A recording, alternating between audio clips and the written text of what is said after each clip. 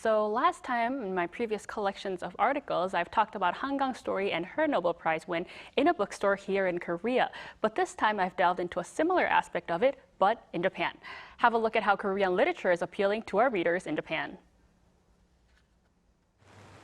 On a rainy street in Tokyo, a sign with the word 책 colored in red stands out. This is a street in Jinbocho, known as one of the world's oldest bookstore districts, located in Tokyo, and also where the only Korean bookstore in the district stands. But Chaeccori is more than a bookstore. It's a gateway to Korea. When Kim Seung-bok opened her first publishing company in 2007, Hallyu had only just arrived in Japan. Some told her that her endeavor to introduce it was useless, but Kim said she had faith. Through these small efforts, a lot more people began to notice us. It's been deeply rewarding to see Japan's publishing industry recognize our work and have Japanese readers seek out Korean literature. Even literary critics here finally acknowledged its value as well.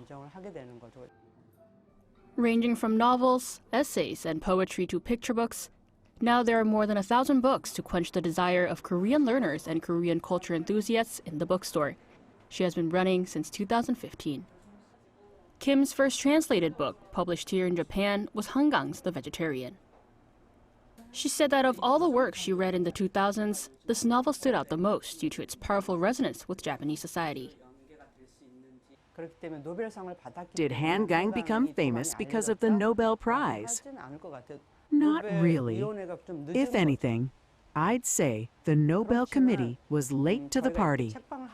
But yes, after the Nobel buzz, her books sold in huge numbers with multiple reprints and strong sales. What surprised me most, though, was how many middle-aged men came in specifically to buy her books. But she added that beyond Han Kang's books, as Korea's cultural standing has risen tremendously, there is a genuine admiration for Korea's creative content, which helps those like Kim working in content and publishing. There are also trends in literature that show parallels between Korea and Japan. Right now, there's a growing interest in caregiving here in Japan, and I've been pitching some of these books to publishers. We're also seeing a wave of feminist books and essays exploring new forms of family, a theme that feels timely and also resonates with what Japanese readers are interested in today. And to further fuel interest, from poetry readings, workshops, and author visits, the bookstore offers a bridge to mutual understanding. This publisher hosts around 100 events annually to introduce Korean literature to the Japanese public. What's appealing about Korean literature is that you can clearly sense the writer's perspective on the history of societal issues. So, through their works, you're able to see various aspects of Korea's past and present. If more translations of other genres like poetry or comics were introduced, I think that could spark a wider interest. I'm currently studying Korean literature translation through the Chaeccori translation class. I'm interested in Korean literature or novels because it often delves deep into social issues and the inner humanity of human nature. As Korean literature continues to find its voice in Japan, through committed publishers like Kim, aspiring translators, and communities like Chaeccori, what was once marginal is becoming mainstream.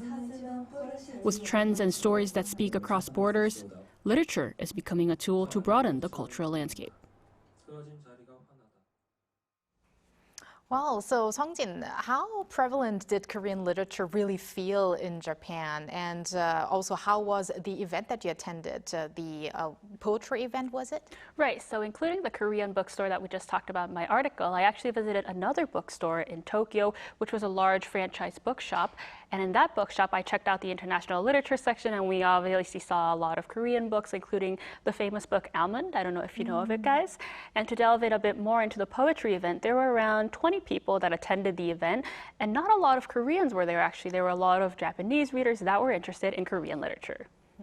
Then, Sung-jin, what are some books that have gained a lot of interest among Japanese readers? I mean, as you saw in the interview, the interviewee said, like, the Han Kang train was actually the Nobel Prize. It was actually late to the train, and actually what was surprising is that a lot of middle-aged men were buying the book. So what are they interested in these days for the Japanese readers?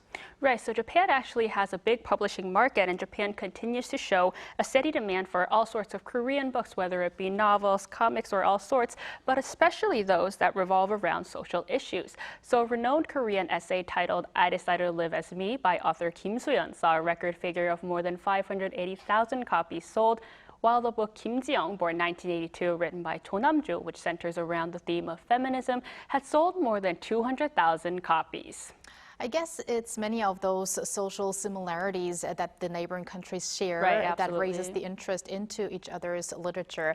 Well, thank you very much, Sung-jin, for that coverage. And we're looking forward to your last installment of your Japan series next week. Well, thank you very much. Thanks, Sung-jin. My pleasure as always, guys.